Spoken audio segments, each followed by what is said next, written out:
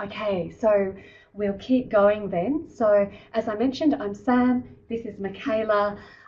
We'll be presenting for 20 to 25 minutes. There'll be 10 to 15 minutes at the end for questions. We will be recording the webinar and it'll be available on our website at a later date. Just to let you know, any contributions that you make during the course of the webinar through the chat box may be included in the recording. And now I'll hand you over to Michaela, who'll give you a brief overview of what we'll be covering today. Awesome, thanks Sam. So as Sam just said, my name is Michaela and I work here at the HealthInfoNet. I am also a proud Noongar woman from the Menang language group.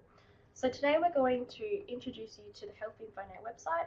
We're going to provide you with an overview of the information that you can find on the Chronic Disease Workforce portal. We're also going to look into more detail at the diabetes section as an example, and then we're going to just demonstrate how to find resources to support you in your work. So the Chronic Disease Workforce portal has been developed to help health professionals keep up to date with new information and research. We hope that the information provided in the portal will assist you in your everyday practice. If you have any questions, please leave them until the end of the presentation, when our Senior Research Officer, Christine Potter, will be able to answer these questions. We're now going to switch off the webcam and go live to the website.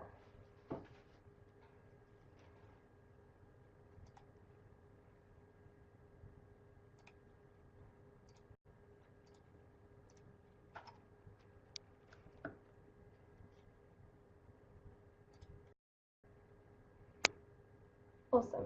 So, if you're having trouble seeing the website or hearing us, please use the chat box to let us know. You may find the image of the website is clearer if you select the full screen from the menu, immediately above the website. The full screen icon has 4 arrows pointing out to the corners of your screen. If you select full screen, you won't be able to see the chat box, although you can return to it at any time by moving your cursor to the top of the screen and selecting the full exit screen icon when it appears in the menu. So Sam will now tell you a bit more about the HealthInfoNet. Hello again. Yeah, so the HealthInfoNet website was established in 1997 by the late Professor Neil Thompson in order to take advantage of the internet for sharing information about Aboriginal and Torres Strait Islander health and to contribute to closing the gap in health between Aboriginal and Torres Strait Islander people and non-Indigenous people. It provides an extensive collection of information produced by people and organisations working to address Aboriginal and Torres Strait Islander health around Australia. It also undertakes a range of knowledge exchange activities designed to assist the health workforce. For example, our reviews, overviews, electronic journal, bibliographies, and yarning places all offer a range of opportunities for learning and sharing information. The HealthInfoNet aims to provide the evidence base to support the health workforce in their practice and to assist policymakers in their decision making. It also aims to help academics, students, and the general public keep up to date with new information and research. The Australian Government Department of Health provides our core funding, which has made it possible for us to develop the Chronic Disease Workforce Portal and present this webinar. And here's Michaela to introduce some of the key resources that are available initially from our HealthInfoNet homepage. Awesome. So hello again, everybody. This is the HealthInfoNet homepage. From the homepage, you can have access to all the web resources on our website. We'd like to briefly discuss some of the features available from the homepage to give you an understanding of the breadth of information available. The black tabs within the red banner at the top of the screen provide the main navigation for the website. This navigation will appear on most of the web pages within the website. Our A to Z provides access to information about an extensive range of topics, including information about cancer, cardiovascular health, and diabetes, to name just a few. However, if your primary interest is in chronic diseases, you may find it quicker and easier to go straight to the Chronic Conditions tab where you'll find links to our chronic disease web resources and our workforce portal. We will now come back to look at the portal in more detail later, but it's worth noting that from the homepage you can also access featured sections of the website, where we highlight topics of particular importance at the moment. For example, our 2016 overview of the health status of Aboriginal and Torres Strait Islander people was launched earlier this month. Our Senior Research Fellow, Dr. Mick Adams, is pictured here presenting a copy of the new overview to Associate Professor Ted Wilkes. The overview is our main annual publication. It can be found by clicking on Health Facts and selecting Overview from the top of the pull-down menu. It summarises the latest evidence about Aboriginal and Torres Strait Islander health, drawing on health research papers, surveillance data reports, and national statistics. If we return to the home page and move over to the right-hand side, you'll find a link to our section on cultural ways. This section compiles information about the cultural practices of Aboriginal and Torres Strait Islander people, including cultural awareness training programs and cultural events. Back on our homepage, you can scroll down to a link to our health bulletin. This is our peer-reviewed electronic journal. It publishes original research articles, but also provides details of the latest research published elsewhere. From our homepage, you can also link to our Yarning Places. These are online networks that enable people to share information, knowledge, and experience, regardless of where they live or work. We currently have about 18 Yarning Places, which cover a variety of topics and are free to join. The Chronic Disease Workforce Portal doesn't have a dedicated Yarning Place, but there are separate Yarning Places for diabetes, heart health, kidney health, nutrition, physical activity, cancer, and Aboriginal and Torres Strait Islander workers. We'll tell you more about the Yarning Places later in the presentation. If we return to the homepage, you'll find a series of links to major resources and services on our website. This includes a link to our bibliography, which is an extensive up-to-date database of publications about Aboriginal and Torres Strait Islander health. It currently details for about 25,000 publications, including journal articles,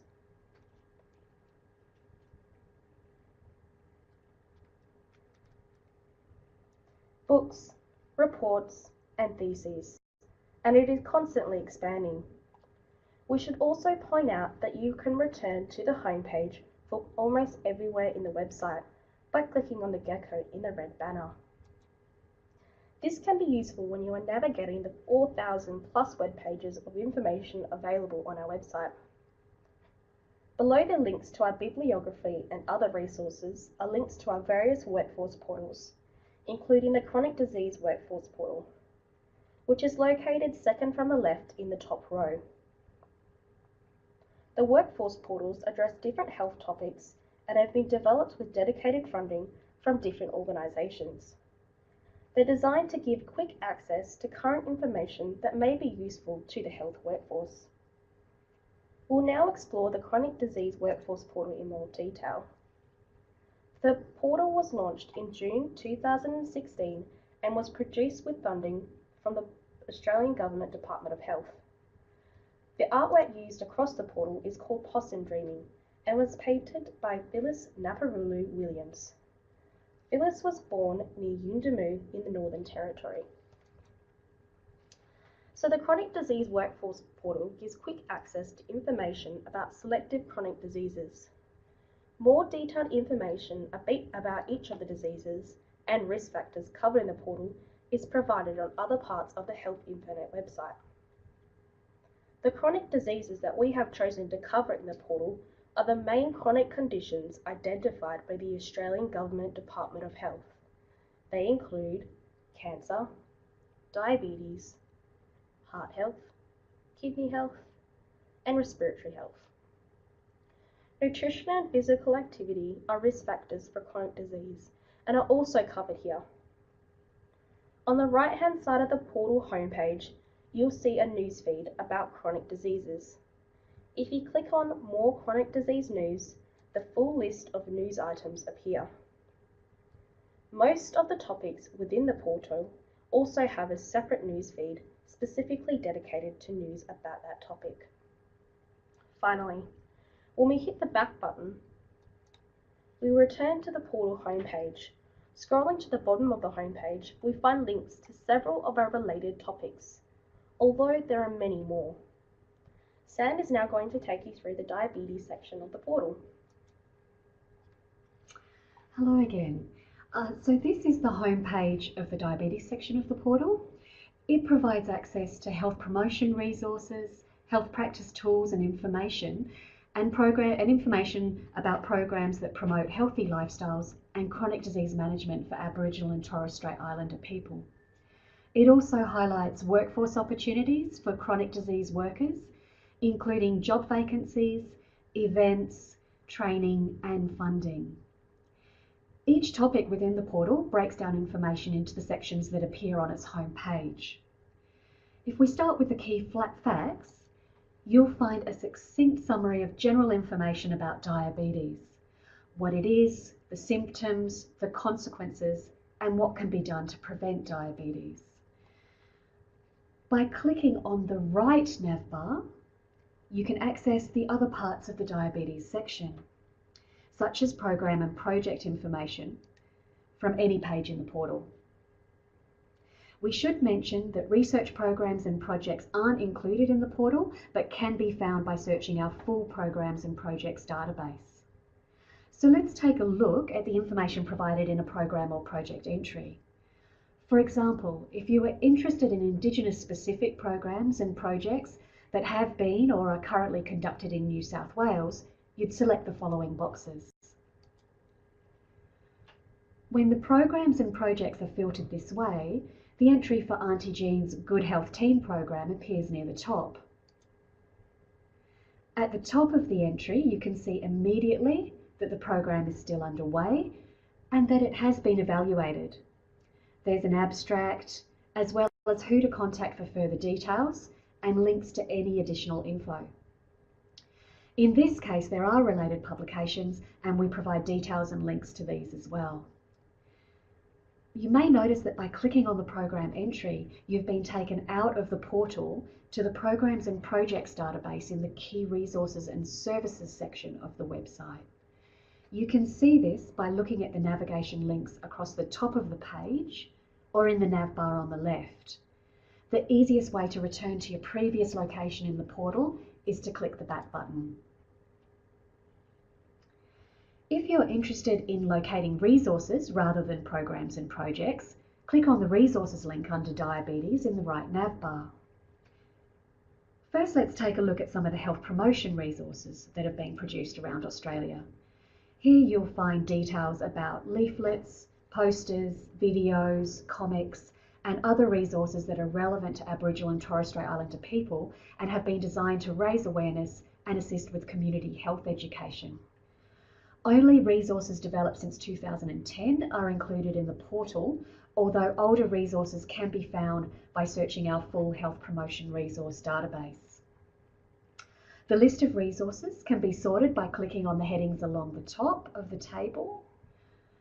For example, by clicking on Year, you can choose to look at the newest published resource first or the oldest. Here's an example of what an entry looks like. All entries will have an abstract, and if the resource is available online, there'll be a link to it. If the resource isn't online, you should be able to get further information from the contact details provided. In this case, a poster has been developed by Kimberley Aboriginal Medical Services Council, and it is available online. From here, we can return to the list of health promotion resources by clicking the back button. To check out the health practice resources, you can either click the back button again or select resources from the right navbar and then practice resources from the link on the body of the web page. The health practice resources listed here have been designed to assist practitioners in their various roles. So you can choose to view guidelines, toolkits, manuals, or other types of health practice resources.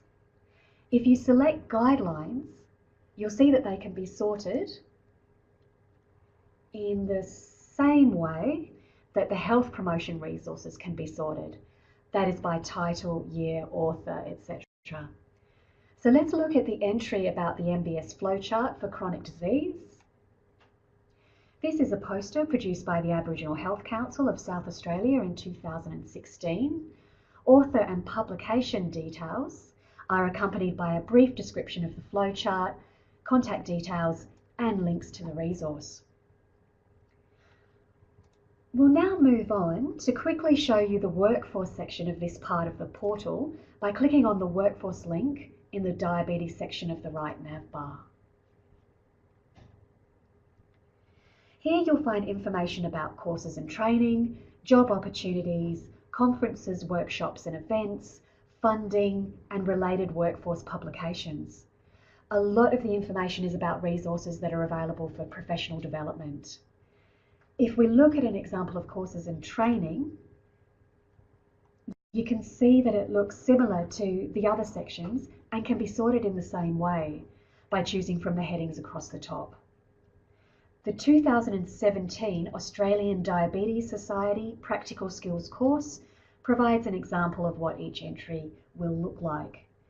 You'll find an overview of the course, who it's intended for, financial information, contacts, and links to further details.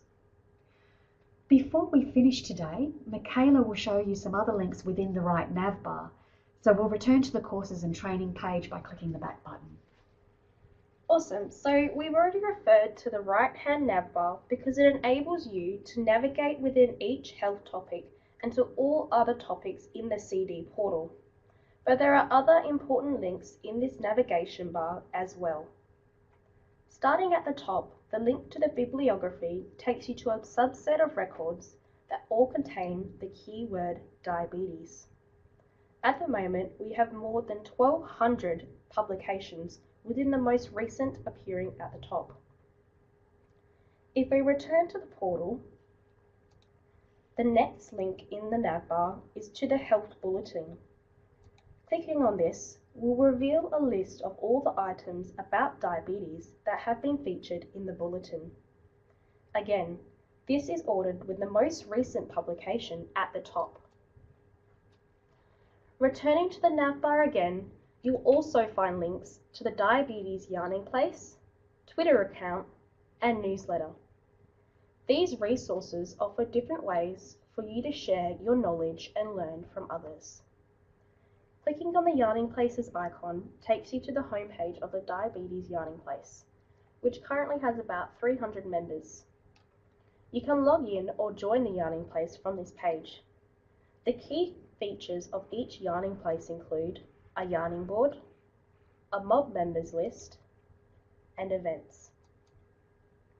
You can find out more about the Yarning Place features by clicking on the About button, but we'll return to the portal to show you another way to receive and share information. The Diabetes Twitter account sends out regular tweets about relevant information and currently has about 600 followers. Alternatively, you can select the newsletter icon and view past diabetes newsletters or subscribe to receive future newsletters via email.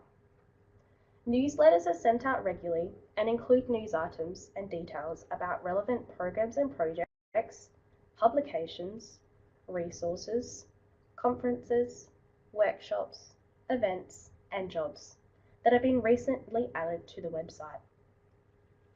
The HealthInfoNet currently has newsletters with information for health workers or anyone interested in a range of topics including cancer, diabetes, heart health, kidney health, nutrition, and physical activity. You can sign up to one or more newsletters by entering your details in the form that appears on the side of the web page. Finally, The Diabetes button takes you to our full diabetes web resource. Unlike the portal, which provides a subset of information selected for the workforce, the full web resource provides access to all the information we have compiled and developed about diabetes among Aboriginal and Torres Strait Islander people, including policies, publications, organisations, and an extensive review of diabetes that was written in 2016.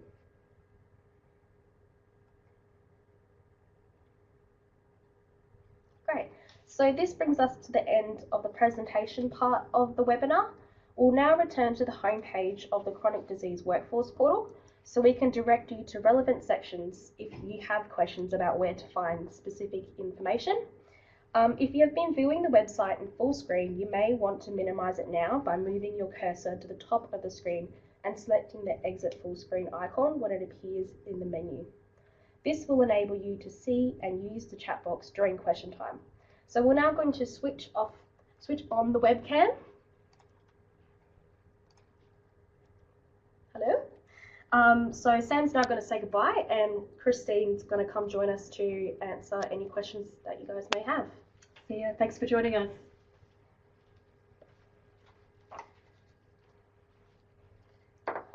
Hello everyone, my name's Christine Potter and I'm a Senior Research Officer at the Australian Indigenous HealthInfoNet and part of the team for the Chronic Portal. So thank you to Sam and Michaela for their extensive review of what you can find on the Chronic Disease Workforce Portal. I'm here now to answer any specific questions you may have about the HealthInfoNet or the Chronic Disease Portal.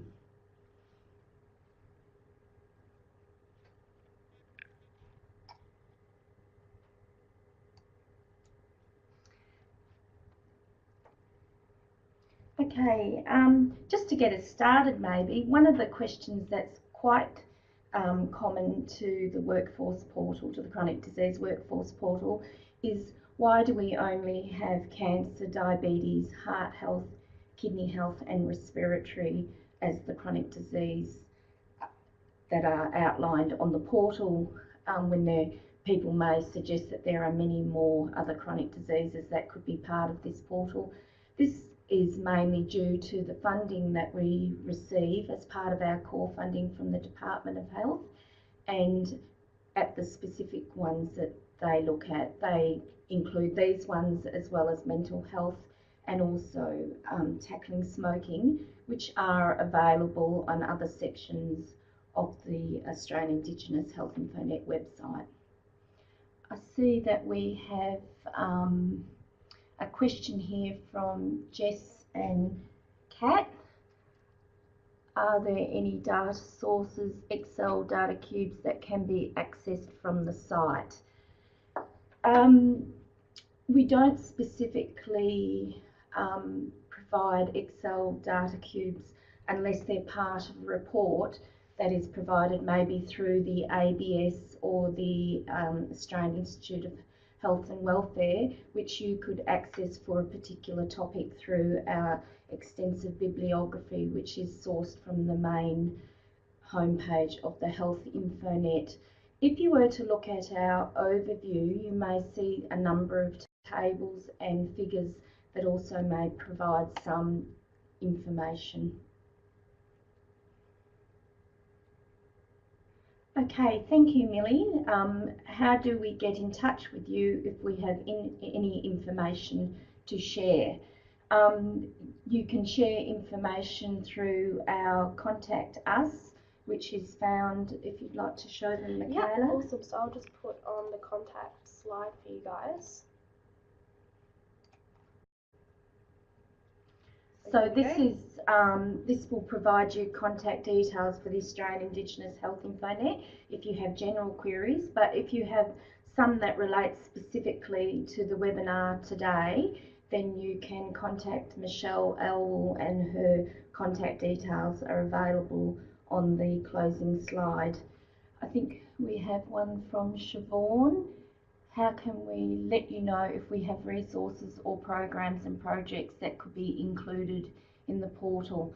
Oh, that would be wonderful. We're always interested to hear on programs and projects that people are doing within their organisations or community. And as you can appreciate, we can't find every single one because it may not be online, or so if you'd like to send that information through to the contact details shown on the final slide, or contact Michelle specifically. We'd love to hear from you, and we can also help you with what information you can provide. So thank you very much for that question. So Joanne has sent through a really good question. How often do we add new content? We're adding new content every day. We have a section at the HealthInfoNet that enters information into the database. It's a library, and that's where the information becomes available for our bibliography.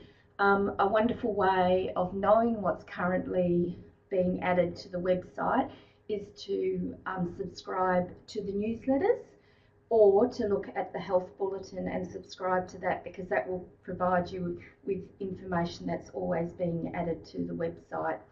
And we're always excited to hear from our stakeholders about any information that they may have available that they would like to add to the website. Let's see, where are we up to, Joanne?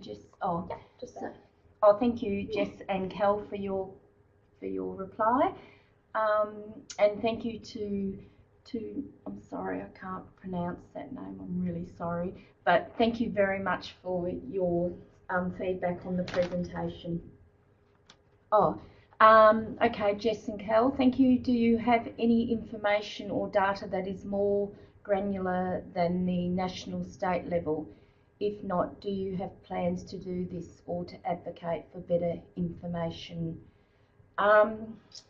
Maybe in terms of data, I think major ports may go into more regional information, if that's what your question is asking.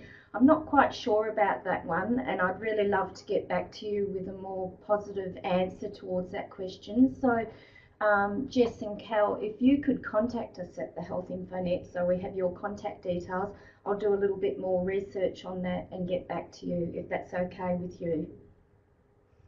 We have a question here from Trish. Does the chronic disease workforce have a dedicated yarning place?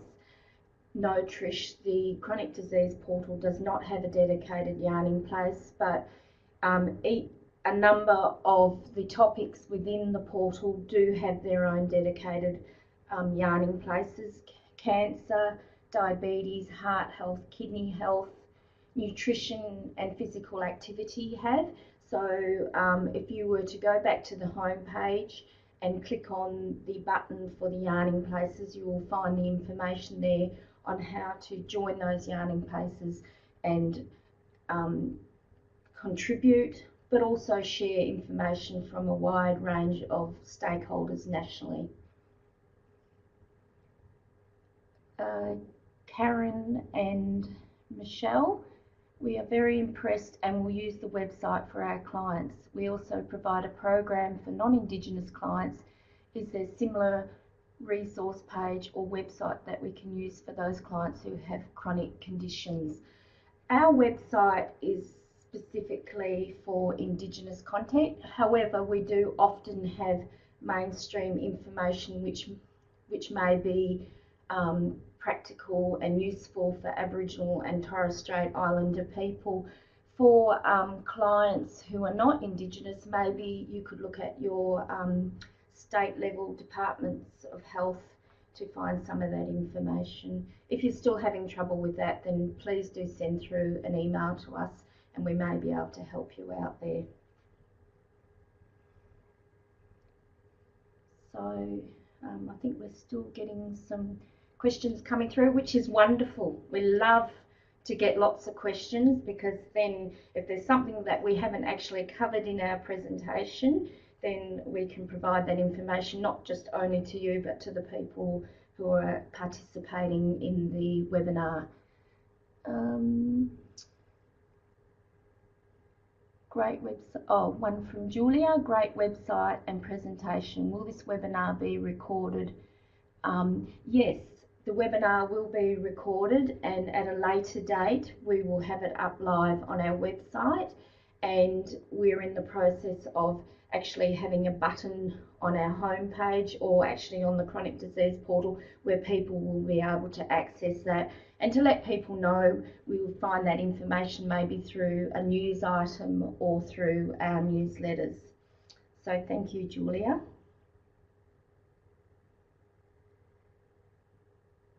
I mean, we're always adding new information to the Chronic Disease Workforce Portal. And as we did say in the presentation, some of it is quite specific to workforce development. So if you can't find information on the portal, please do link off to the individual health topics where you may be able to find the information you're looking for.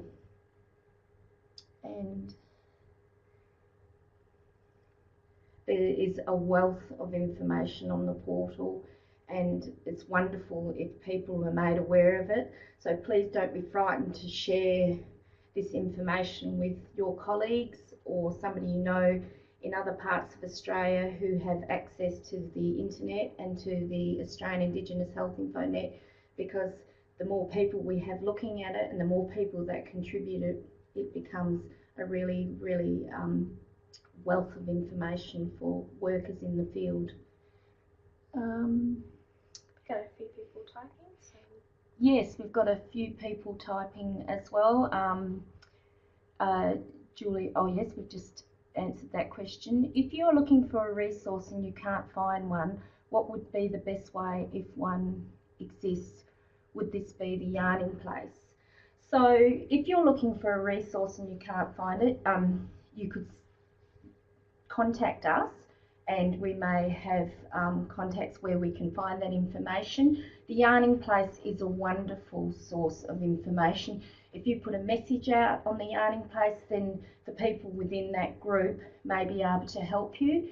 Also, on our homepage of the HealthInfoNet, we have links to a e-message, which is has about 500 members across Australia, and that's quite easy to join, and you could send out a message through that. And I know in the past people are really, really grateful for that source, and people are very, very willing to provide information if they know about resources.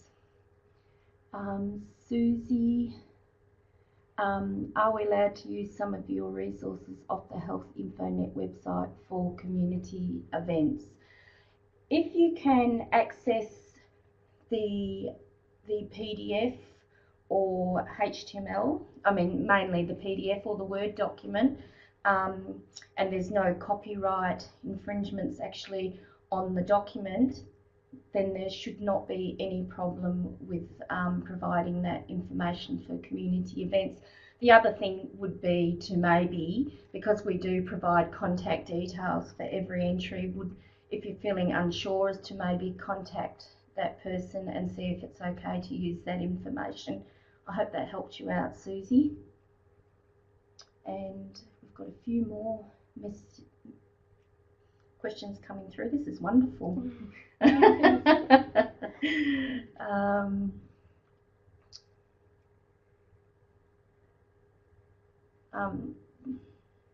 It's been quite wonderful because we've had quite a number of participants across Australia, so hopefully this information is getting out to lots of people.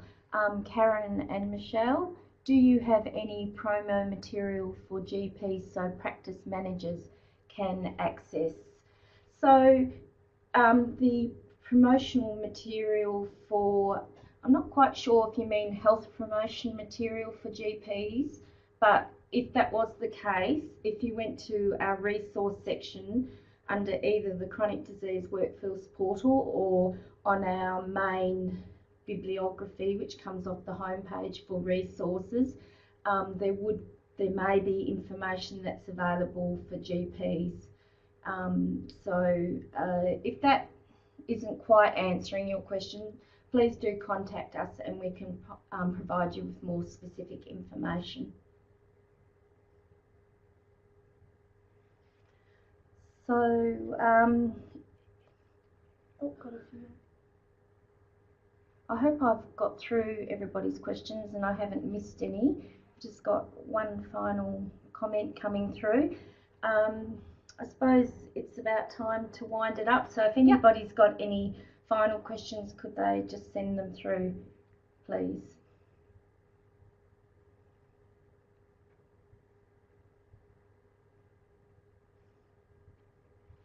Okay, so I think that's all these wonderful responses from everybody. I'm so pleased that you've enjoyed the webinar today. And as Michaela and Sam mentioned earlier, it will be available in the near future as a recording, so then you can share it with your colleagues or just go through the specific items again.